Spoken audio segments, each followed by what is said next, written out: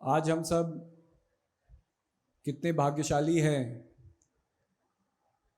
कि इस महान पावन पर्व जो मानवता का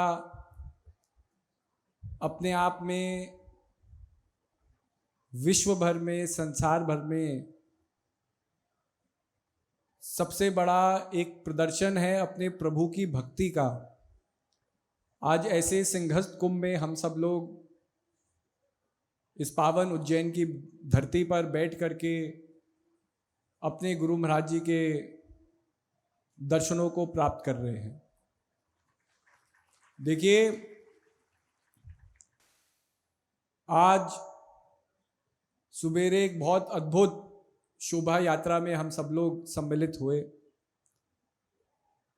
और उसके समापन में महाराज जी ने एक बड़ी सुंदर बात कही कि इतिहास दो लोगों को जानता है, एक जो इतिहास पढ़ते हैं और एक जो इतिहासों को रचते हैं, इतिहास को बनाते हैं। तो गुरु महाराज जी ने कितनी सुंदर बात कही कि जरूर किसी चीज, किसी लक्ष्य को साधने के लिए संघर्ष तो स्वतः है ही। अगर आप एक जगह से दूसरी जगह जाना चाहते हैं तो आपको अपने कदम बढ़ाने होते हैं, अपने आप में वो एक संघर्ष का विषय है। लेकिन बिना कदम बढ़ाए हम आगे भी नहीं जा सकते। तो किसी चीज को पाने के लिए संघर्ष अनिवार्य है, ये संसार का एक सिद्धांत है। तो संघर्ष से हमें नहीं घबराना चाहिए। स्वाभाविक है, जब लोग यहाँ आए और यहाँ की परिस्थिति से अवगत हुए, प्रेमी लोग पिछले 3-4 दिन से अलग अलग प्रांतों से यहाँ एकत्रित हो रहे थे। तो स्वाभाविक है, जब लोग यहाँ पहुंचे, लोगों ने यहाँ की परिस्थिति देखी कि गर्मी कितनी है, कितना परिश्रम है, तो सबके मन के अंदर एक प्रश्न संदेह के रूप में आया होगा कि जी हम शोभा यात्रा में चल सकेंगे कि नहीं चल सकेंगे, कि सुबेरे 9 बजे ही इतनी गर्मी हो जाती है। और ये जो वातावरण है ये केवल उज्जैन में नहीं है। हम लोग देहरादून से आ रहे हैं, देहरादून के अखबारों में भी था कि मई के महीने में आज तक देहरादून में मौसम इतना गर्म नहीं हुआ जितना इस साल हो गया। आप दिल्ली से आ रहे हैं तो दिल्ली वालों से पूछिए तो दिल्ली वाले अपनी कहानी सुनाएंगे। कोई राजस्थान से आ रहा है वो अपनी कहानी सुनाएगा। और यहां आकर के जब हम मिलते हैं तो मध्य प्रदेश वाले अपनी कहानी सुनाते हैं कि देखो कितनी गर्मी हो गई। लेकिन जब हम लोग धीरे धीरे एक लक्ष्य को लेकर के चले, गुरु महाराज जी के साथ चले, तो जितनी गर्मी शोभा यात्रा के समाप्त होने के बाद हमें व्यक्तिगत लगी, उतना शोभा यात्रा में चलते चलते नहीं लगी।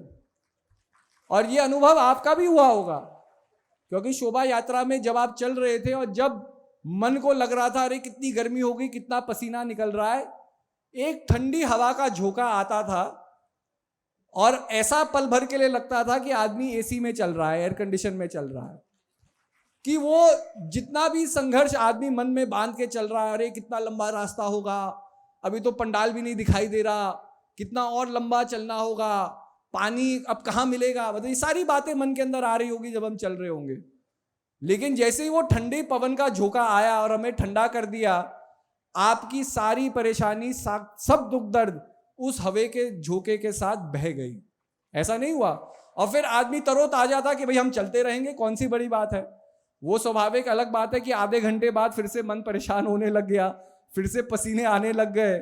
लेकिन आधे घंटे के बाद फिर से एक शीतल पवन का झोंका आया और उसने वातावरण को ठंडा कर दिया। तो कहने का अभिप्राय यही है कि आज भी हम अपने भारत के इतिहास को देखें, संस्कृति के इतिहास को देखें, तो इस इतिहास में भी कुछ लोग हैं जो इस इतिहास को पढ़ रहे हैं और पढ़ करके बता रहे हैं कि जी हमारे आदिकाल में ये हुआ, हमारे साधु संतों का ये सोच थी, उन्होंने इन सब चीजों को पाया। लेकिन स्वाभाविक है, हमारा भारत का इतिहास तब बना जब उस समय उन संतों ने समय और परिस्थिति के अनुसार संघर्ष किया। अगर वो संघर्ष नहीं करते तो आज हम अपनी इतिहास की कहानी, इतिहास की रचनाएं हम किसको सुना रहे होते? तो स्वाभाविक है, महाराज जी ने बहुत सुंदर बात रखी, गुरु महाराज जी ने, कि भाई आप लोग आज उन श्रेणियों के लोग हैं जिन्होंने एक इतिहास को रचा है। और स्वाभाविक है, जब इस कार्यक्रम की तस्वीरें, शोभा यात्रा की जो खबर है, अलग अलग माध्यमों से, लोगों के स्पंसरणों से, लोगों के अनुभवों से जब ये पूरे विश्व भर में फैलेगी, तो एक समय आएगा कि जी आप भी अपने घर में जाकर के गर्व से लोगों को कह रहे होंगे कि अरे 2016 का जो कुंभ का प्रोग्राम हुआ, हम वहां मौजूद थे, हम वहां उपस्थित थे, हमने आंखों से देखा कि वो प्रोग्राम कैसे हुआ। तो देखिए, संघर्ष से, अपने लक्ष्य से हमें घबराना नहीं चाहिए, लेकिन मन इतना चंचल है कि मन भय से, संदेह से हमें अपने लक्ष्यों को पाने से रोकता है। और हमारे महान पुरुषों ने इसी मन की माया को, इस मन के भ्रम को क्या कहा कि संसार की माया तो माया है, वैराग्य करने से उस माया का अंत है। लेकिन संसार की माया से बढ़कर है एक व्यक्तित्व की मन की माया, जिसको वो महामाया कहते हैं। अब ये संसार है, संसार में हम सब रह रहे हैं, तो संसार और सोसाइटी के नियमों में ही हम रह रहे हैं। कानून है, हमें किस तरह से अपने कदम को आगे बढ़ाना है, किस तरह से अपने व्यापार को करना है। समाज ने हर पद्धति पे, हर पथ पे कुछ नियम रखे हैं कि इन नियमों का पालन करोगे तो समाज के साथ आप आगे बढ़ रहे हैं। अब नियमों का पालन कर रहे हैं, सब लोग अपना इनकम टैक्स दे रहे हैं, कोई सेल्स टैक्स भर रहा है, कोई अपने जीवन का टैक्स अदा कर रहा है, और इन सब चीजों से हम कर रहे हैं। लेकिन सबके लिए यह काम करना बड़ा आसान नहीं है। किसी को अपने परिवार की पूंजी को एकत्रित करने के लिए बहुत मेहनत करनी होती है, किसी को एक नई नौकरी पाने के लिए बहुत संघर्ष करना होता है, किसी को नए स्कूल में, कॉलेज में दाखिला करने के लिए जगह जगह भ्रमण करना होता है। तो जीवन में संघर्ष बहुत पहले से ही मानव के जीवन में जुड़ा हुआ है। लेकिन क्या है, संघर्ष करते करते हम संसार से परेशान हो जाए तो हमारे साधु संत कहते हैं कि अगर संसार की परेशानी का, संसार की जो माया है जिसमें हम बंधे हुए हैं, क्योंकि हम संसार में रह करके चल रहे हैं, लेकिन इस माया का तोड़ चाहते हो तो संसार से वैराग्य ले लो। अब इनकम टैक्स तब तक आपको परेशान करेगा जब नौकरी है, नौकरी ही नहीं है, इनकम ही नहीं है, तो इनकम टैक्स की कोई बात नहीं। घर का टैक्स आपको तब परेशान करेगा जब आपका घर है। घर नहीं है तो कोई सरकारी अफसर आपको नहीं कहेगा कि आपने हाउस टैक्स जमा कराया कि नहीं कराया। तो महान पुरुष क्या कहते हैं, साधु संत क्या कहते हैं कि अगर संसार के कर्तव्यों को निभाने से तुम बहुत परेशान हो गए, संसार ने बहुत दुख दे दिए, तो संसार का वैराग्य करो, भगवा चोला को अपनाओ, एक कमंडल लो और हिमालय की चोटी में अनेकों गुफाएं हैं, वहां जाकर के अपना जीवन का वितरण करो। अब गुफा के अंदर तो कोई हाउस टैक्स है नहीं, कोई बिजली का बिल नहीं है, कोई पानी का कनेक्शन नहीं है। लाइट आएगी तो हम खुश हो जाएंगे, लाइट चली जाएगी हम परेशान हो जाएंगे, ये सब का कोई चक्कर नहीं है। वहां क्या है कि आसपास के गांव वाले ये सोचेंगे कि एक संत हमारी जगह आए हैं, कोई भी आदमी अपने घर से फल फूल ला करके आपकी सेवा कर देगा, आपको खाने की परेशानी नहीं होगी, बाकी जीवन आपका प्रकृति से निर्भर करेगा। लेकिन ये कहने में तो और सोचने में तो एक तरह से बड़ा आसान है कि भाई कर दो, घर छोड़ दो और चले जाओ। लेकिन अगर ये सारी समस्याओं का समाधान वास्तविकता में होता तो आज इतना अपार जनसमूह यहां थोड़ी बैठा होता। अगर सबके लिए अपनी परेशानी को अंत करना, वैराग्य को प्राप्त करना है, तो सब लोग बैरागी बन जाते ना। परेशान आज कौन कोई नहीं है संसार में। एक छोटा बच्चा जो क्लास में जा रहा है वो भी परेशान है कि मैं फर्स्ट आऊंगा कि नहीं। कॉलेज जाने वाला व्यक्ति भी परेशान है कि मैं कॉलेज से निकल के नौकरी पा सकूंगा कि नहीं। जिसके पास नौकरी नहीं है वो तो परेशान है ही, जिसके पास नौकरी है वो भी परेशान है कि मेरी नौकरी कब चली जाएगी, कल भी जा सकती है अगर मैं काम अच्छी तरह से ना करूं। तो कहने का अभिप्राय यह है कि सांसारिक रूप में जो माया का बंधन है उसका एक तोड़ है, उससे हम परहेज करें तो हम उस माया के प्रभाव से बच सकते हैं। लेकिन हमारे महान पुरुष समझाते हैं कि जब तक अपने मन को नहीं समझा तो मन की भी एक महामाया है कि मन सोच से, प्रभावों से, मोह से, भय से आपको संसार में बांधेगा। और इसका कोई वैराग्य नहीं, क्योंकि आप हिमालय की चोटी में भी बैठे हैं, आपने संसार का तो वैराग्य कर लिया, लेकिन मन का वैराग्य नहीं हुआ तो हिमालय की भी चोटी में बैठ करके जो कल तक का सेठ था आज साधु बन गया, तो हिमालय की चोटी में जाकर के किस चीज का चिंतन कर रहा है? अगर कल तक सेठ था आज साधु बन गया, आज उसने वैराग्य कर दिया, लेकिन भाई 30 साल तक जिस व्यापार में उसने मेहनत की, उसको खड़ा किया, एक पल में तो उस व्यापार को भूल नहीं सकेगा। हिमालय की चोटी में बैठ करके भजन के समय वो क्या चिंतन कर रहा होगा? अरे मेरी कंपनी थी, मैंने उसे उतना बड़ा किया, मेरा बेटा मेरी तरह उस कंपनी को आगे ले जा रहा होगा कि नहीं, कि अरे मेरा बेटा अभी नादान है, कहीं गलत निर्णय लेकर के मेरी कंपनी को डुबा देगा कि नहीं। तो ये है मन की महामाया कि किसी भी परिस्थिति में अगर हमने अपने मन को नहीं बांधा तो परिस्थिति कभी भी हमारे अनुकूल हो ही नहीं सकती। और यही बात सबसे ज्यादा किस चीज पे लागू होती है? हमारे आध्यात्मिक जीवन पे, क्योंकि हमारे आध्यात्मिक जीवन में जो सही है वो हमेशा सही रहेगा, जो गलत है वो हमेशा गलत रहेगा। संसार के नजरिए में चीजें बदलती रहती है, संसार के नजरिए में चीजें बदलती रहती है। एक समय सारी मेडिकल रिसर्चें क्या कहती थी कि चीनी खाओ। एक समय था कि चीनी इतनी रूप में पर्याप्त नहीं थी। आज से 500 साल पहले, 600 साल पहले, जब विदेशी संस्कृति प्रगति कर रही थी, 15-16वीं सदी में जब विदेशी संस्कृति प्रगति कर रही थी, तब एक आदमी ने रिसर्च की कि आज से 600 साल पहले एक व्यक्ति एक दिन में कितनी चीनी खाता था।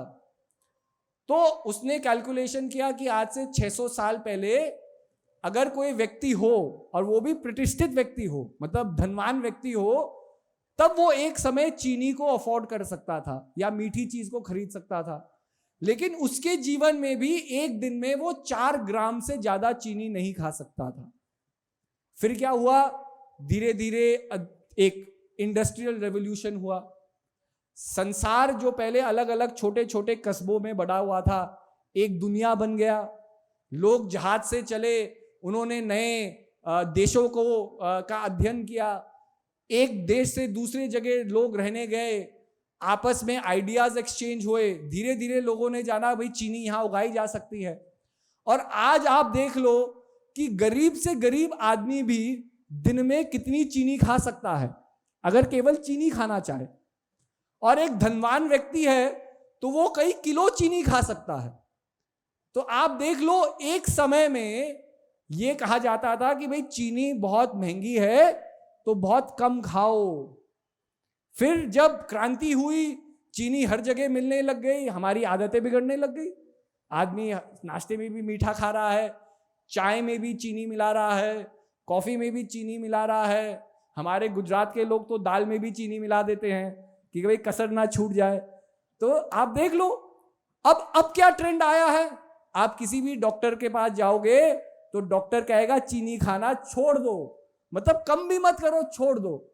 तो एक समय में इसी समाज ने कहा नहीं चीनी खाओ, बहुत अच्छी चीज है, और अब क्या कहते हैं कि चीनी मत खाओ। ऐसे ही देख लो, एक समय था गांव में किसी के पास भी चले जाओ तो वो कहते थे कि भाई खाना बिना घी और मक्खन के बिना पूरा ही नहीं है। फिर वेस्टर्न साइंस आया, उसने अपनी स्टडी की, उन्होंने कहा कि नहीं नहीं, इसमें तो बहुत फैट होता है, ये होता है, वो होता है, घी में खाना ना बनाओ, आप ऑलिव ऑयल में खाना बनाओ। और अब विज्ञान फिर क्या कह रहा है, जब नई रिसर्चें हुई तो वो कह रहे हैं कि खाना ऑलिव ऑयल में ना बनाओ, घी में बनाओ तो ज्यादा अच्छा है। तो संसार की नजरों में आज जो हमें सही लग रहा है, कल अगर समाज कहे कि ये गलत है, हम उसको गलत मानने लगेंगे। फिर समाज में रूपांतरण होगा, समाज में सोच बदली जाएगी, फिर लोग कहेंगे जी ये सही है, ये सही है, वो चीज सही हो जाती है। लेकिन आध्यात्मिक जीवन में हम अपने नजरिए से सत्य को नहीं बदल सकते। इसीलिए आध्यात्मिक जीवन में मन को संभाल करके रखना है। और ये मन कैसे संभलेगा, इसी के लिए गुरु महाराज जी ने हमें आत्मज्ञान दिया है। भाई देखो, आप हैं ये तो आप जानते हैं, आपके चेहरे पे मूंछ है या दाढ़ी है या बाल सफेद हो गए, ये तो आप जानते ही हैं। लेकिन रोज सवेरे उठ करके हम उन्हीं सफेद बालों को आईने में क्यों देखते हैं और फिर कहते हैं कि जी बाल सफेद हो गए।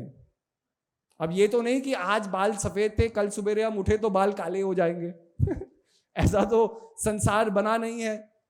लेकिन रोज सवेरे हम जानते हैं कि हम हैं, हम रोज सवेरे उठते हैं, भगवान का नाम लेते हैं, गुरु महाराज जी का नाम लेते हैं, अपने प्रियजनों का नाम लेते हैं, एक अच्छे मन से, एक अच्छे ख्याल से अपनी दिन की शुरुआत करते हैं।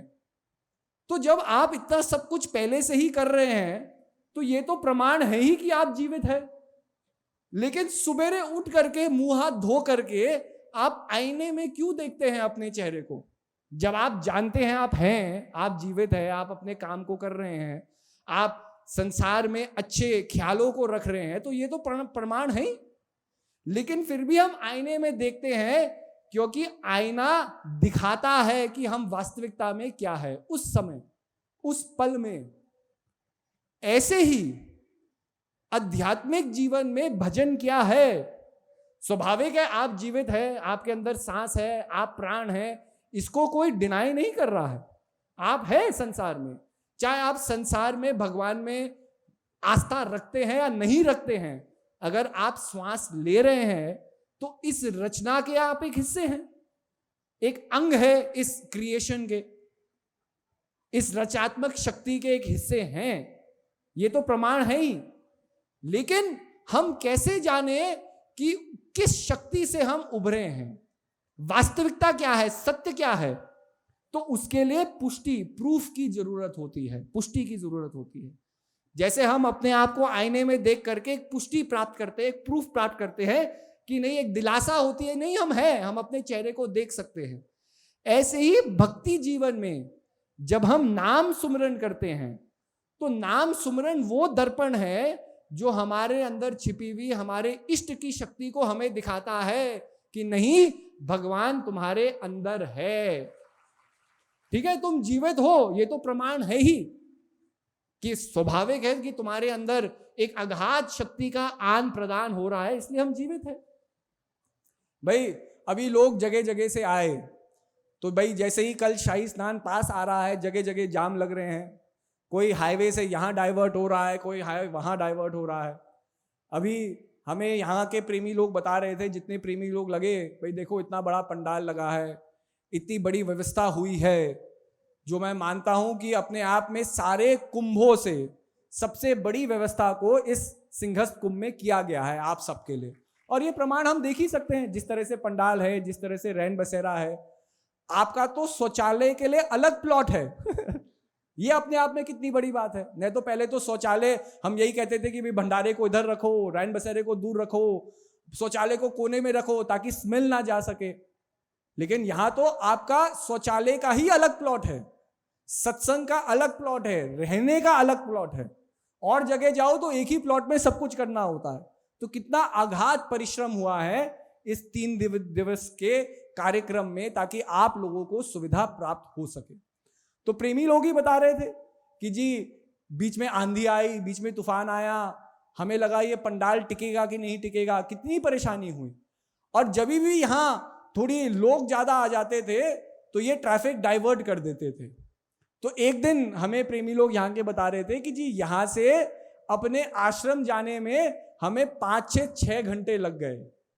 पर कहने का विषय है कि कितने रोड होंगे आपको एक जगह से दूसरी जगह पहुंचाने के लिए, कभी इधर से जा रहे हैं कभी इधर से जा रहे हैं।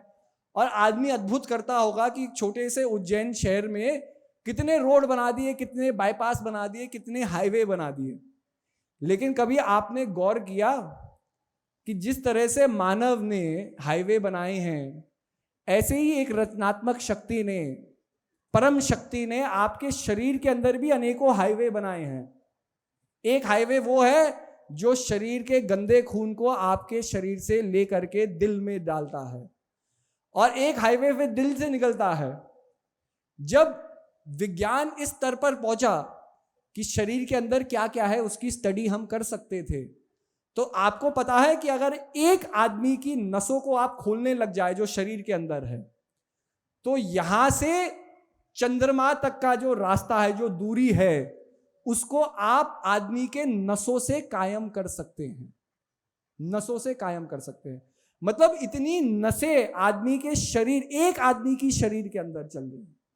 अब आप देखो हम कितना गौरव करते हैं कि हमने कितनी अच्छी इंजीनियरिंग की, ट्रैफिक को यहां से यहां डाइवर्ट कर दिया, बाईपास बना दिया, लोगों को राहत हो गई।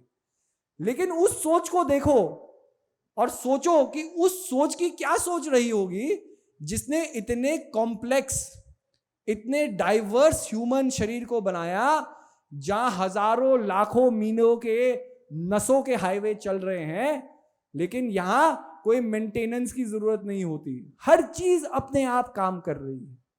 वो तो क्या होता है, धीरे धीरे हम शरीर को तोड़ने लगते हैं, आदतों से, अपने सोच से हम शरीर की देखभाल नहीं करते हैं। धीरे धीरे शरीर सुस्त होने लगता है, शरीर के अंदर आलस आने लगता है, और फिर शरीर वो जो स्वस्थ होता है अनेकों रोगों से ग्रसित होने लगता है। तब जाकर के हमें बीमारियों से, दर्द से, परेशानियों से जूझना होता है।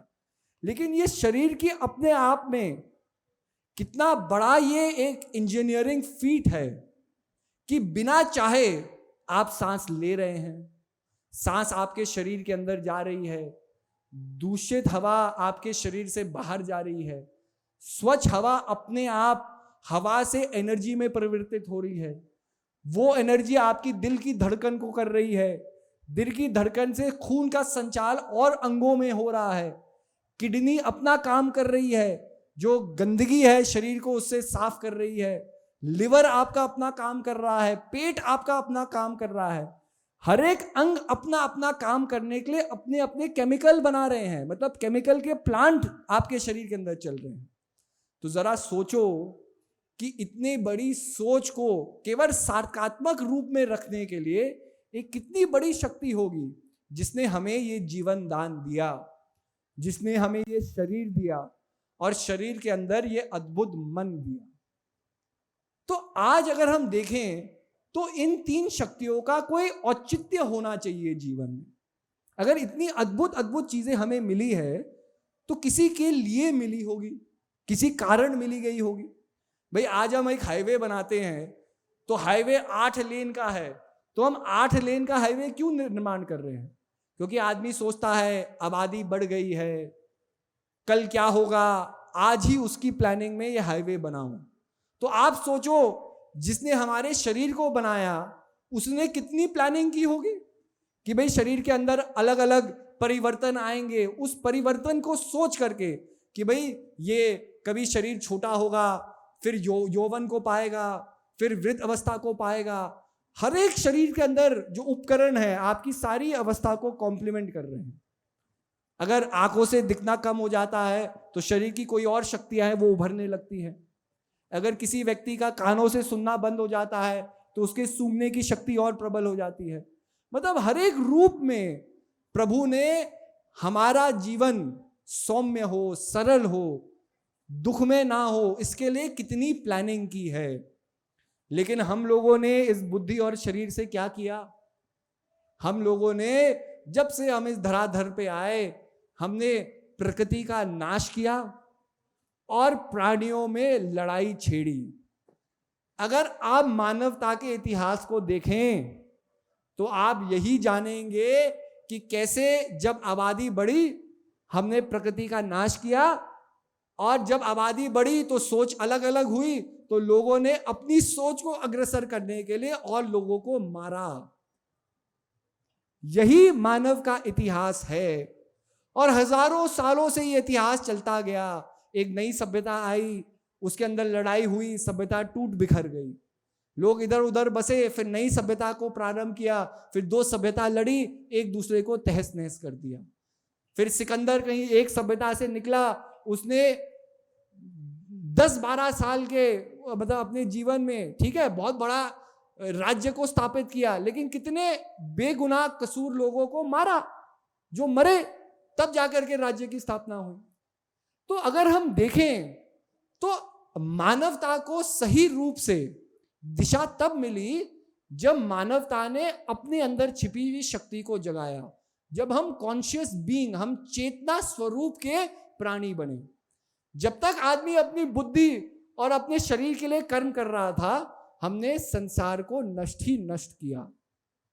लेकिन क्या हुआ, धीरे धीरे जब संसार के ऊपर हम बोझ बनने लग गए, तो एक नई सोच मानव के हृदय से उत्पन्न हुई कि भाई अगर हम ऐसे ही अपने जीवन को जीते रहेंगे तो ये दिन दूर नहीं कि हम अपने वनस्पति को, अपनी संस्कृति को, अपने वातावरण को हम तहस नहस कर देंगे, नष्ट कर देंगे। और जब वातावरण ही नहीं रहेगा तो मानव कहाँ रहेगा? मानव इस वातावरण, इस प्रकृति से परे थोड़ी रह सकता है, इस प्रकृति के हम हिस्से हैं। तब धीरे धीरे लोगों ने ये जानना, एक प्रश्न पूछना शुरू किया कि भाई हम यहां क्यों आए हैं? केवल लड़ने के लिए, केवल झगड़ने के लिए, केवल एक दूसरे को मारने के लिए? तब मानव के जीवन में एक आध्यात्मिक क्रांति शुरू हुई और हमारे जो ऋषि मुनि थे, जो पूर्वज थे, जो आज संसार में नहीं है, लेकिन उन्होंने इस क्रांति को शुरू किया। और इस क्रांति से जो लाभ आज हमें मिल रहा है वो क्या है? आज एक देश नहीं, अनेक देश हैं जिनके पास इतने एटॉमिक परमाणु बम हैं कि अगर अमेरिका अकेले, एक देश अमेरिका चाहे तो इस पृथ्वी को एक बार नहीं लेकिन कई बार नष्ट कर सकता है, कई बार। रूस अपने आप में एक देश है, लेकिन उसके पास इतने परमाणु बम हैं कि वो 8-9 बार इस पृथ्वी को नष्ट कर सकता है, मतलब नष्ट पूरी तरह से प्रलय ला सकता है। ये केवल 2 देश है जो एक बार नहीं कई बार इस मतलब संसार को, इस प्रकृति को, इस रचना को, जो हजारों लाखों सालों के संघर्ष के बाद ये वातावरण बना है, इसको पल भर अगर मानव संयम से जीवन को ना जिए, मानव सद्बुद्धि से जीवन को ना जिए, तो एक बटन एक आदमी को दबाना है और पूरी पृथ्वी हमारी कुछ मिनटों में नष्ट हो जाएगी। ये इमारतें जिसके ऊपर हमें गर्व है, हमारे घर के ऊपर गर्व है, ये राख के खंडर बन जाएंगे। शरीर जिसके ऊपर हमारा गर्व है, ये शरीर राख का बन जाएगा। तो कहने का अभिप्राय ये है कि आज इस संसार को किस सोच ने बचा करके रखा है? आध्यात्मिक सोच ने। अगर हमारे ऋषि मुनि उस आध्यात्मिक सोच को अग्रसर नहीं करते तो मानव तो इतना बड़ा दानव था कि एक दूसरे को मारते मारते वो पूरी पृथ्वी को नष्ट कर देता। आज आप देखिए, आज जगह जगह जहां भी देश के दिग्गज जो राष्ट्रपति हैं, प्रधानमंत्री हैं, जब मिलते हैं तो आज बात किस चीज की हो रही है? आज बात हो रही है अपने पर्यावरण को बचाने की, अपने एनवायरनमेंट को बचाने की। और आज सारे देश बैठ करके ऐसे कानून लाना चाहते हैं जिससे जो हमारा वातावरण है इसकी रक्षा हो, इसकी सुरक्षा हो। तो आज ये क्यों हो रहा है? क्योंकि आज जितने बुद्धिजीवक लोग हैं ये जानते हैं कि हमने इतना डिसबैलेंस क्रिएट कर दिया है कि आज अगर अपने पर्यावरण की रक्षा नहीं करेंगे तो कल हमारा जीवन अनुकूल नहीं होगा जीने के लायक। आप देख लीजिए, आप दिल्ली जाइए, दिल्ली में जिस तरह से आप अपने गांव में अपने जीवन को जीते हैं उस तरह से देखने कोशिश कीजिए। ये मैं क्यों कह रहा हूं? क्योंकि एक दोस्त हमें मिले जो दिल्ली में काफी समय से रह रहे हैं। जब मैं उनसे मिला, मैंने उनसे पूछा कि भाई आप क्या आगे की तुम क्या प्लानिंग कर रहे हो? तो कह रहे कि मेरी सारी प्लानिंग एक ही चीज पे निर्धारित है कि मैं दिल्ली छोड़ करके अपने व्यापार को कहीं दूर दराज के गांव में जा करके कैसे चला सकता हूं। क्योंकि व्यापार करना है तो दिल्ली जैसे बड़े शहर में ऑफिस होना जरूरी है, लेकिन कह रहा है मेरा पूरा प्रयत्न यह है कि ऑफिस रहे लेकिन मुझे ऑफिस में ना बैठना पड़े। तो टेक्नोलॉजी के माध्यम से, इंटरनेट के माध्यम से मैं पूरी कोशिश कर रहा हूं कि मैं एक गांव में रह करके अपनी कंपनी को दिल्ली में बैठ करके चला सकूं। तो मैंने कहा कि भाई ऐसा क्यों? तो वो कह रहे हैं कि जब मैं अपने गांव के घर में जाता हूं, मैं सुबेरे 6-7 बजे उठ जाता हूं, अपने घर के कुछ काम है या किसी से मिलना है उसे निपटा लेता हूं, फिर अपनी फैक्ट्री जाता हूं, फैक्ट्री में भी मैं सुबेरे से रात शाम तक काम कर सकता हूं। फिर शाम को जब घर आता हूं तो मैं थका थका घर नहीं आता, मैं अपने बच्चों के साथ भी खेल लूंगा, अपने परिवार के साथ भी समय बिता लूंगा, रात को और काम कर लूंगा और तब जा करके मैं बड़े आराम से सोता हूं। लेकिन दिल्ली जब मैं आता हूं, दिल्ली में अगर 6 घंटे मैंने काम कर लिया, मेरा शरीर दर्द करने लग जाता है। ऐसा क्यों होता है? मुझे लगता है मैं साफ हवा नहीं ले पा रहा, ऐसा क्यों होता है? तो वो कह रहा है क्योंकि दिल्ली में इतना प्रदूषण है कि हम ये जान नहीं पा रहे हैं कि दिल्ली में एक दिन जीना का कॉस्ट क्या है, हमारे उसके ऊपर क्या बोझ पड़ रहा है। मजबूरी में आदमी जी रहा है, मजबूरी में आदमी बस में सफर कर रहा है, मजबूरी में आदमी धूप में भी स्कूटर में बैठ करके जा ही रहा है या अपने ट्रैक्टर में बैठ करके जा ही रहा है अपनी गाड़ी में, क्योंकि मजबूरी है, उसे अपने परिवार का सृजन करना है। लेकिन उस मजबूरी को पूरा करते करते हमारे शरीर के ऊपर क्या हानि हो रही है, कभी हमने गौर किया?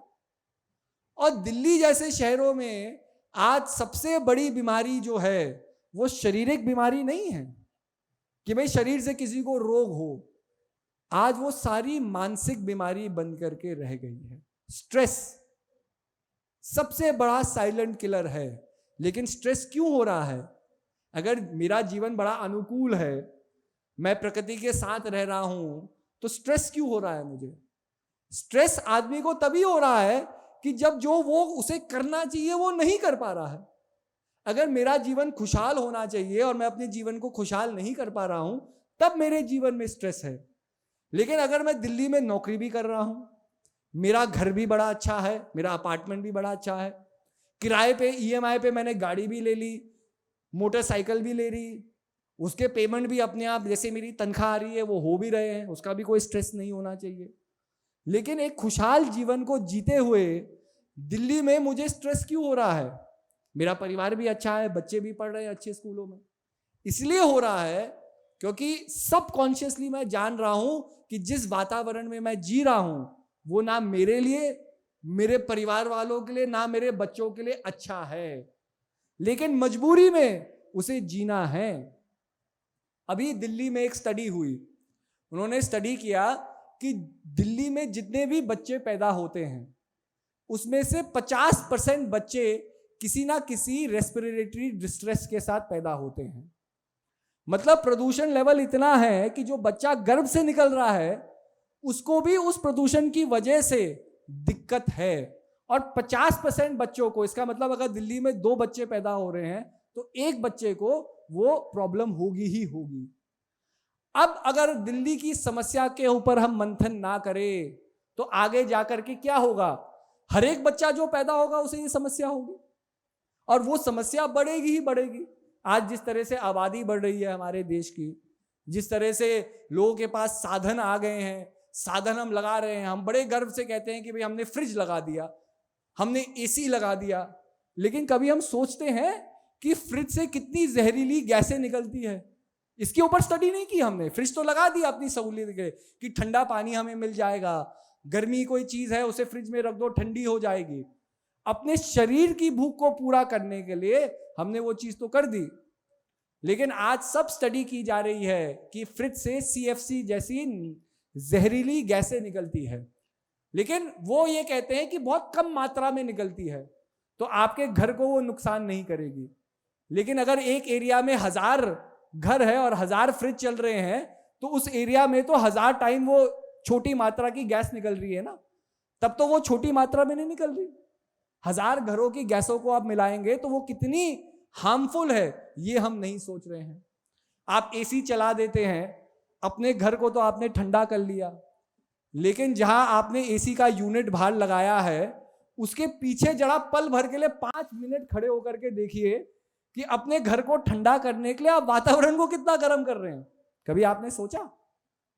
लेकिन हम नहीं सोचते हैं, क्योंकि आदमी जीवन को जीते जीते इतना स्वार्थी हो गया है, अपने शरीर और मन से इतना बंध गया है कि इसके अलावा वो कुछ सोचता ही नहीं। अपनी भूख पूरा कर लो, दुनिया मरे तो मरे, ये मानवता की सोच हो गई है। और इस सोच से हमें किसने बचाया है?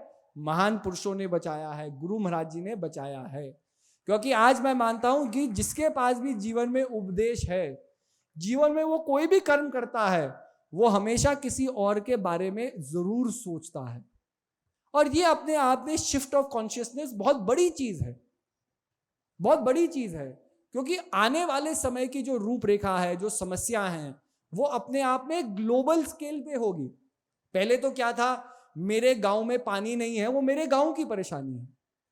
आज आप देखिए महाराष्ट्र में कितना सूखा आया, तो क्या वो हमारी देश की परेशानी नहीं हो गई?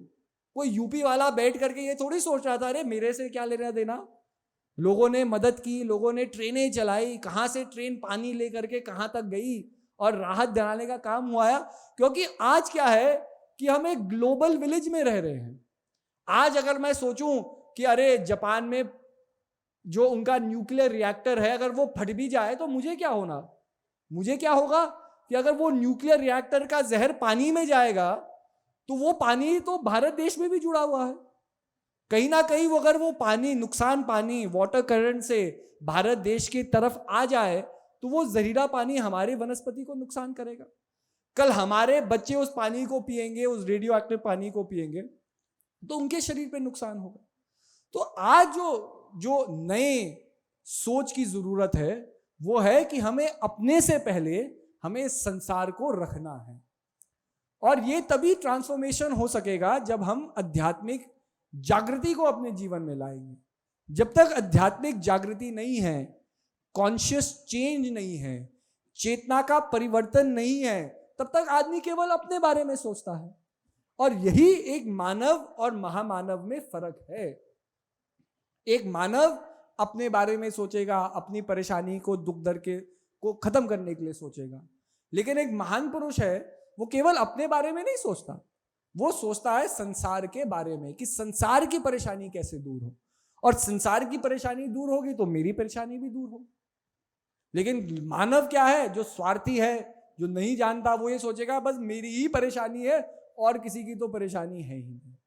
तो आध्यात्मिक परिवर्तन इन चीजों का एक मूल है। अगर हम किसी और के बारे में नहीं सोच सकते तो हम आध्यात्मिक जीवन, आध्यात्मिकता क्या है, इसको कभी नहीं समझ सकते। हमने टीका भी लंबे से लंबा लगा लिया, हमने माला भी लंबे से लंबी रख ली, हमने धोती से भी सबसे सफेद धोती पहन ली। इसका मतलब ये नहीं कि हम एक बहुत आध्यात्मिक पुरुष हो गए। आध्यात्मिक पुरुष बनना है तो और लोगों के दुख का निवारण बनो, तब जाकर के आध्यात्मिक रूपांतरण आपके जीवन में होगा। और ये तभी होता है जब हम भजन सुमिरन करते हैं। देखो, भजन सुमिरन सबसे सरल क्रिया है जो आपको आपसे अवगत कराएगी। अब मेरा मतलब आपसे आपको अवगत कराएगी का ये मतलब नहीं कि आप अपने आप को नहीं जानते। आप अपने नाम को जानते हैं, वो आपकी पहचान है। आप किस प्रांत से आए उसका नाम जानते हैं, वहां के आप निवासी हैं। आप किस व्यापार में, व्यवसाय में काम कर रहे हैं, वो आपका बिजनेस है, व्यवसाय है। ये सब चीजें ठीक है, आपकी रूपरेखा है, आपको एक रूप में डिफाइन भी करती है। कोई मेरे से मेरा परिचय पूछेगा तो सबसे पहले मैं भी अपना नाम ही बताऊंगा, मैं कहाँ रहता हूं वो बताऊंगा, और मैं क्या करता हूं मैं वो बताऊंगा। ये तो परिचय हो गया सांसारिक रूप में। लेकिन इससे परे आपके अंदर क्या कमियां हैं, ये तो ये परिचय नहीं बताएगा ना। आपको गुस्सा ज्यादा आता है, ये तो ये परिचय नहीं बताएगा। ये हम कैसे जानेंगे? आज हम कहते हैं कि भाई ये व्यक्ति ठीक नहीं है, या हम किसी के बारे में कहते हैं अरे ये व्यक्ति बहुत अच्छे हैं, तो हम क्यों कह रहे हैं ये बहुत अच्छे हैं? क्योंकि वो जो व्यक्ति की सच्चाई है वो अनुभव बताएगा। जब आप उस व्यक्ति के साथ रहेंगे, उठेंगे, बैठेंगे, खाएंगे, पिएंगे, तब उसकी सोच से आप जानेंगे कि ये व्यक्ति का वास्तविकता क्या है। ठीक है, नाम इनका है, व्यापार इनका है, व्यवसाय इनका है, लेकिन वो ये नहीं बताएगा ये अच्छे आदमी या बुरे आदमी हैं। जब आप उसके सोच का अनुभव प्राप्त करेंगे तब आप कहेंगे कि ये व्यक्ति अच्छे या बुरे हैं। इसका मतलब हम किसी को परिचय दे रहे हैं तो वो परिचय हमारी पूर्णता नहीं है, हमारा सर्वस्व नहीं है। तो इसका मतलब बहुत सी चीजें हैं जो आज भी हम अपने बारे में नहीं जानते, क्योंकि अगर हम अपने बारे में सब कुछ जानते हैं तो परिचय में तो हम सब कुछ बता सकते हैं ना किसी दूसरे व्यक्ति को, लेकिन अगर कोई चीज हमसे छिपी हुई है तो वो अभी उभर के नहीं आई है, इसलिए हम उससे अनजान हैं। और यही दृष्टांत हमें जीवन पे लागू होता है। जब आप घर से चले, मान लिया तो सब लोग बड़े जोश के साथ चले, भाई प्रोग्राम जाना है, कुंभ का होगा, हम कुंभ भी देखेंगे, और अलग अलग अनुभव को आप यहां प्राप्त कर रहे हैं। कुछ अनुभव अच्छे भी हो सकते हैं, कुछ बुरे भी हो सकते हैं। आपने किसी से रास्ता पूछा, कोई यंग से लड़के थे, उनको मजाक सूझा, उन्होंने गलत रास्ता बता दिया, तो आप भटक गए, आपको कहीं और पहुंचना था, कहीं और पहुंच गए। फिर किसी और से पूछा तो कोई सज्जन व्यक्ति था, तो उसने कहा कि अरे भाई किसी ने आपको गलत रास्ता बता दिया, आप तो उज्जैन से काफी दूर आ गए हैं, उज्जैन के लिए ये रास्ता है, जाओ। तो ठीक है, पल भर के लिए आपको दुख भी होगा कि भाई वो कैसे लोग थे जिन्होंने हमें भटका दिया, लेकिन जब आप यहाँ आएंगे, किसी ने आपका मार्गदर्शन दिया, किसी ने आपका सामान भी उठा लिया कि जी आप नहीं उठा सकते, हम आपको ग्राउंड तक पहुंचा लेंगे, तो कोई पॉजिटिव वो एक्सपीरियंसेस भी होते हैं। लेकिन जो आदमी आपका बैग उठा रहा है, क्या वो बचपन से जानता था कि एक दिन वो कुंभ में आएगा और किसी बुजुर्ग की मदद करेगा? नहीं।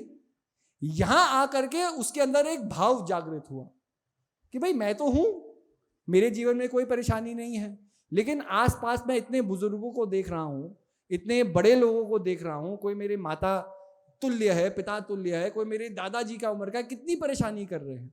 अब उसके अंदर वो भाव अगर जागृत हुआ तो वो कर्म करेगा। लेकिन अगर उसकी सोच ऐसी हुई कि कभी उसके मन के अंदर कोई भावनात्मक रूपांतरण हुआ ही नहीं, तो वो तो अपने आगे तड़पते हुए आदमी को देखेगा भी नहीं। और आज ये संसार का सिद्धांत है।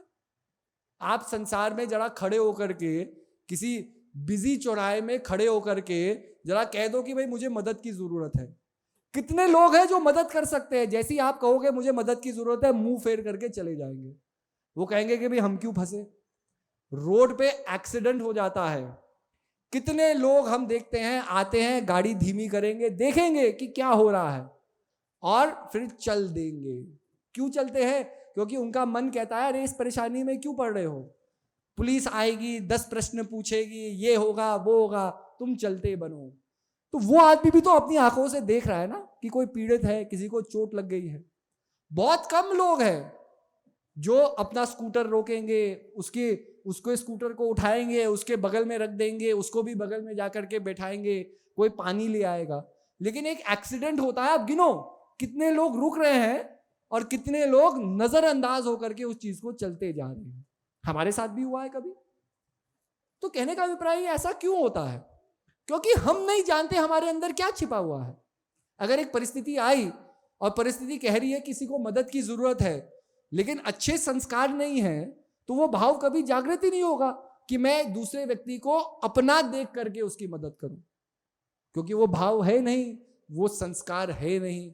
और सबसे बड़ी बात है कि इस अंधकार के संस्कार में कभी उस व्यक्ति को वो मदद नहीं मिली किसी और से, क्योंकि अगर किसी अनजान व्यक्ति से कभी जीवन में उसे मदद मिली होती तब वो किसी और की मदद करने के लिए सक्षम होता, क्योंकि उसे एहसास होता कि देखो मेरे बुरे दिन में भी किसी ने मेरी मदद की।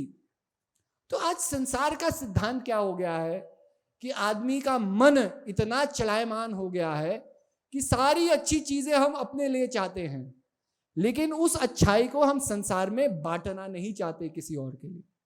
तो भैया जब तक उस अच्छाई को बांटोगे नहीं, जब तक उस संसार को बांटोगे नहीं, अगर धर्म को प्रेम करते हो, धर्म के लिए खड़े नहीं होंगे, तो धर्म कैसे स्थापित होगा?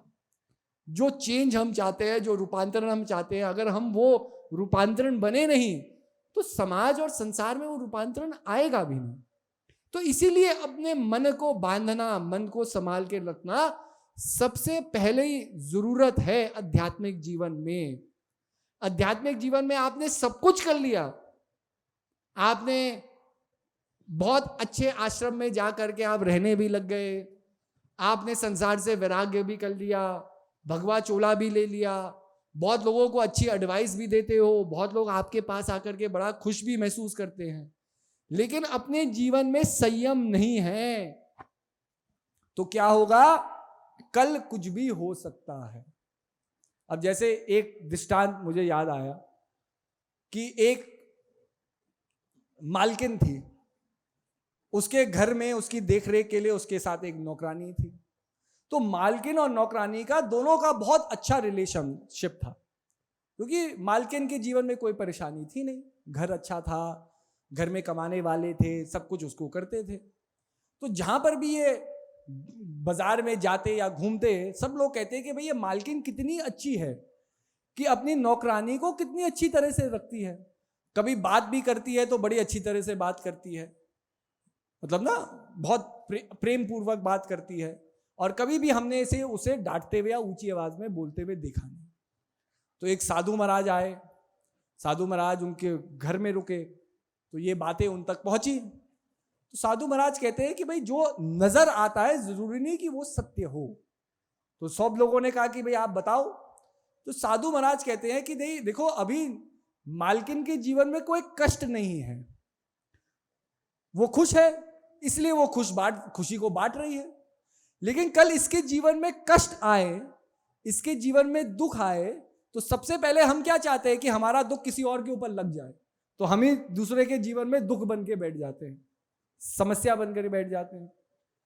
तो सच्ची परीक्षा उस व्यक्तित्व की कब है? ये नहीं कि जब अच्छे दिन है हम अच्छे बने हुए हैं। सच्ची परीक्षा ये है कि हमारे बुरे दिन में भी हम अच्छे बने हुए हैं। तो फिर साधु महाराज एक छोटा सा मतलब एक नाटक रचते हैं, जिसमें कुछ लोग आते हैं, वो मालकिन को कहते हैं कि भाई आपका जो व्यापार था वो खत्म हो गया, ये हो गया, वो हो गया। मालकिन बड़ी दुखी हो जाती है और उसकी नौकरानी उसे समझाने के लिए आती है, तो वो मालकिन जोर जोर से उसे डांट लगाने लगती है। तो जो सच है वो उभरता है। तो कहने का अभिप्राय यही है कि अभी जीवन में कितने अलग अलग अनुभवों से हमने अलग अलग चीजें अपने अंदर बांध रखी है, अच्छे संस्कार भी है, बुरे संस्कार भी है, और अपने आप को समझना है तो दोनों संस्कारों से मुक्त होना होगा, अच्छे से भी बुरे से भी। लेकिन ये कैसे होगा? इसी के लिए नाम सुमिरन है। जब आप नाम सुमिरन करते हो, जो भी मन का है वो सबसे पहले उभरेगा। अगर आपका मन चंचल है तो वो 5 मिनट भजन में बैठ के पता चल जाएगा मन कितना चंचल है। अगर 5 मिनट के अंदर किसी और चीज का ख्याल ना आए तो मन इतना चंचल नहीं है। और अगर पहले मिनट में हम भजन में बैठे और व्यापार और काम याद आने लग जाए, इसका मतलब अभी मन बहुत चंचल है कि 1 मिनट भी हमने भजन में नहीं किया और मन भाग रहा है। पर हम कैसे जानेगा हमारा मन कितना चंचल है? जब तक भजन में बैठोगे नहीं। तो कहने का अभिप्राय यही है कि जीवन में दुख हो सकता है, संघर्ष हो सकता है, परेशानी जरूर हो सकती है, और ये जीवन की कहानी कोई मेरी अकेली नहीं या आपकी अकेली नहीं है। हर एक व्यक्ति इस संसार में जो जी रहा है, किसी ना किसी परेशानी से, किसी ना किसी संघर्ष के साथ, किसी ना किसी दुख के साथ वो जी रहा है। लेकिन जरूरी नहीं है कि वो उस दुख से दुखी हो। अगर उसने अपने मन को बांध लिया, परेशानी रहेगी लेकिन वो अपने कर्तव्यों को करता रहेगा, मुश्किलें रहेगी वो अपने मुकाम की तरफ बढ़ता रहेगा, जीवन में दुख भी आएंगे लेकिन वो जीवन में सुख बांटता रहेगा। और ऐसे कुछ बिरला लोग होते हैं जो समाज को आध्यात्मिक दिशा देते हैं। जब उनकी जीवनी को हम देखते हैं तब हमें मन के अंदर एक धक्का लगता है कि भाई ऐसे भी लोग हैं और ऐसी सोच के साथ जीते हैं। तो जब ऐसे लोगों से संपर्क होता है, उनका सानिध्य प्राप्त होता है, जब महात्मा संतों के बीच हमारा जाना होता है, तब हमें पता चलता है कि जीवन को जीने का एक अलग नजरिया भी है। तो यही मेरा आपसे कहना है कि इतनी दूर से, इतने संघर्ष से हम यहाँ आए हैं, और 2-3 दिन जो हम रहेंगे ये भी संघर्ष के दिन रहेंगे। लेकिन इस संघर्ष से कुछ ले करके जाए, तभी तो संघर्ष करना अनिवार्य है।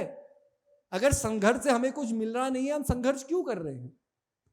तो संघर्ष जब हमने किया है तो इसे व्यर्थ ना जाने दें, और यहां से क्या ले जाए?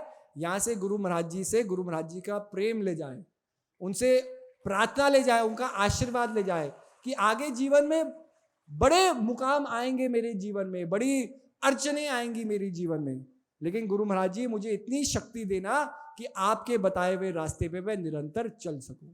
और अगर ये चीज आप मांग के यहां से जा सकते हैं तो मैं मानता हूं ये पहली नींव है अपनी भक्ति को सार्थक बनाने का। क्योंकि अगर मैं हमेशा अपनी गुरु महाराज जी की आज्ञा पे चल रहा हूं तो कोई भी शक्ति नहीं है जो मेरी भक्ति को पूर्ण होने से रोक सकती है। होता क्या है कि हम तर्क करते हैं, हम सोचते हैं हम ज्यादा जानते हैं, और यही मन का अहंकार है। कोई आपको कहेगा जी ये काम कर लो, हम कहेंगे नहीं ये काम ऐसे भी हो सकता है, ऐसे भी हो सकता है। हम सोचते हैं कि जो हम कह रहे हैं वो ज्यादा जरूरी है, और ये सब सोचते सोचते जो कहा गया है उसे हम भूल जाते हैं। गुरु महाराज जी ने कुछ कहा, हम भूल जाते हैं, हम अपना तर्क लगा लेते हैं, और जब आज्ञा का उल्लंघन होता है तब समस्याएं पैदा होती हैं। आज्ञा का उल्लंघन ना हो तो जीवन में कोई परेशानी नहीं है। तो इसी के लिए अपनी परेशानी का निवारण चाहते हो तो अपने मन को बांधो, किसमें? भजन सुमिरन में। आप भजन सुमिरन निरंतर करोगे, जो आज भी मन की समस्या है कल ये गांठें खुलेगी, आपके मन के अंदर ही विवेक जागृत होगा। आप जान सकेंगे कि मेरी ये समस्या है, ये समस्या इस कमी के कारण है, और अगर इस कमी को मैं अपने जीवन में दूर कर लूं तो ये समस्या कभी मुझे छू नहीं सकती। ये विवेक आपके अंदर ही स्पॉन्टेनियसली जागृत होगा। आजकल हम विदेश जाते हैं प्रोग्राम करने के लिए, अमेरिका में भी बहुत प्रचार है, कनाडा में भी बहुत प्रचार है, मेक्सिको जैसे देश में प्रचार है। जब भी हम वहाँ जाते हैं और कोई भी व्यक्ति कहता है कि जी 5 मिनट हम आपसे बात करना चाहते हैं, हम उनसे बैठते हैं, बातचीत करते हैं, तो वो अपनी परेशानी बताते हैं कि देखो ये परेशानी है, ये परेशानी है। घूम फिर करके जितनी भी बातचीत होती है, गार्गी बाई जी हमारे साथ बैठी रहती है। गार्गी बाई जी उनसे एक प्रश्न पूछती है कि तुमने आखिरी बार भजन कब किया? वो बस मुंह अपना छुपाने लगते हैं। तो मैंने कहा बाई जी के प्रश्न का उत्तर दो। तो कहते हैं जी बहुत समय हो गया, जब उपदेश लिया था तब हम भजन करते थे, उसके बाद इतने बिजी हो गए संसार में अमेरिका आकर के कि टाइम ही नहीं मिला भजन करने का। सोने का टाइम मिल जाता है, खाने का टाइम मिल जाता है, शॉपिंग करने का टाइम मिल जाता है, लेकिन भजन करने का टाइम नहीं मिलता। भगवान ने 24 घंटे क्यों बनाए? 1 घंटा ज्यादा बना देते दिन में। जब हम 8 घंटे सो सकते हैं, 4 घंटे खाना खा सकते हैं, 8 घंटे और मतलब कहीं घूम सकते हैं, अपने मनोरंजन के लिए कर सकते हैं, तो भगवान को 25 घंटे तो बनाने ही थे। गलती भगवान की है कि 24 घंटे बनाए, 25 घंटे बनाते तो 1 घंटा भजन का भी होता।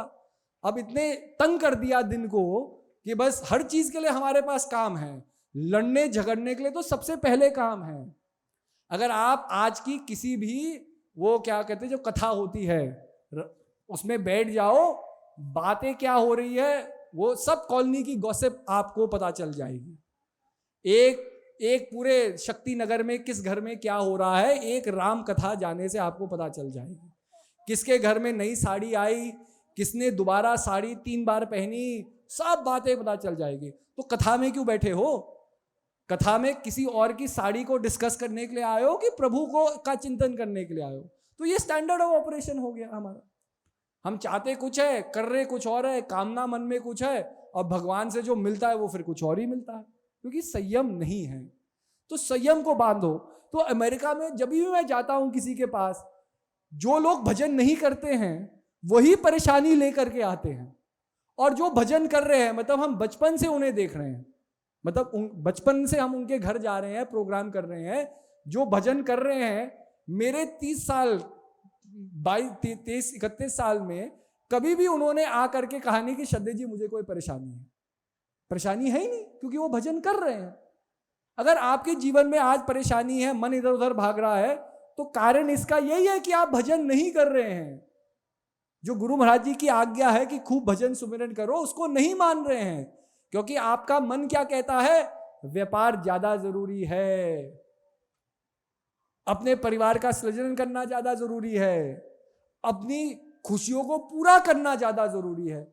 और इन संसारिक खुशियों के पीछे भागते भागते जो वास्तविक खुशी है जीवन की, उसको हम भुला देते हैं। वास्तविक खुशी कहाँ है? आपके मन मंदिर में। आपका मन प्रसन्न है, संसार की कोई चीज आपको दुख नहीं दे सकती। और आपका मन ही प्रसन्न नहीं है तो बताओ, संसार में सब कुछ होने के बाद भी आप खुश रह सकते हैं? अगर आप अंबानी और बिरला से भी धनवान व्यक्ति बन जाए और आपका मन संतुलन में नहीं है, मन खुश नहीं है, तो आप बताओ कि अंबानी और बिरला से भी बढ़ करके बनने में हमें क्या मिला? तो सबसे बड़ी जो धन है, सबसे बड़ा जो संघर्ष हमें करना चाहिए, वो संतोष के लिए करना चाहिए, अपनी खुशी के लिए करना चाहिए। लेकिन अपनी खुशी बुला करके हम संसार में अंधों की तरह घूम रहे हैं। हम यही नहीं जानते हम संसार से क्या चाहते हैं, अपने जीवन से क्या चाहते हैं। तो सबसे पहले अपने जीवन को संयम में लाओ और अपने आप से पूछो, ये जन्म जो मुझे भगवान ने दिया है, किस लिए दिया है? और सच्चे दिल से, सच्चे भाव से इस मन के अंदर इस प्रश्न को पूछोगे तो उत्तर भी मिलेगा। भगवान आपके अंदर ही बैठे हुए हैं और वो उत्तर भी देंगे कि मैंने ये जीवन क्यों दिया। लेकिन मन चंचल हो जाए तो उस आवाज को हम भुला देते हैं, भगवान की कही हुई उस एडवाइस को हम भुला देते हैं और फिर हम मदमस्त होकर के संसार में घूमने लगते हैं। तो मेरा यही कहना है कि जीवन में खूब भजन सुमिरन करो। जीवन के सारे दुखों का निवारण ये भजन सुमिरन है। अगर मन को हमने संसार से परे कर दिया, संसार की कोई शक्ति नहीं है जो आपको संसार में बांध सकती है। लेकिन मन को परे करने के लिए भजन सुमिरन करना अनिवार्य है। ये कंडीशन है और इस कंडीशन को कोई बदल नहीं सकता। आपने भजन सुमिरन किया, कृपा अपने आप बरसेगी। जिस तरह से सब लोगों ने संघर्ष किया, हवा तो सबके लिए चली ना। ये तो नहीं कि हवा केवल माता जी के रथ के पास ही घूम रही थी कि जो बाईजी लोग उनके साथ चल रहे उनको ही ठंडी लग रही थी। नहीं, जब वो वातावरण का झोंका आया तो पूरे सिंहस्थ कुंभ के लिए आया। जो व्यक्ति नहीं भी चल रहे थे उनके लिए भी आया। पर कैसे आया? कि जो लोग चले उनके परिश्रम से ये परिवर्तन आया। तो ऐसे ही जब हम अपने लक्ष्यों को पूरा करेंगे, हम अपने आप समाज में एक राहत का काम करेंगे, समाज में एक दिशा दिखाने का काम करेंगे और समाज को एक नई जगह, नई मुकाम पे ले जाएंगे। लेकिन हम ही वो काम नहीं कर रहे हैं तो समाज को दिशा कौन दिखाएगा? जानवर थोड़ी दिखाएंगे या पशु पक्षी थोड़ी दिखाएंगे। आज मानव जो सबसे डेवलप्ड फॉर्म ऑफ लिविंग है, आज हमारे कंधों के ऊपर ही तो समाज को आगे बढ़ाने का भार है। तो यही है कि अपने जीवन की जो प्राप्ति की शुरुआत है अपने आप से शुरू होती है। भजन सुमिरन करो, मन को अपने अंदर लगाओ तो सारे जीवन के दुख मिटेंगे।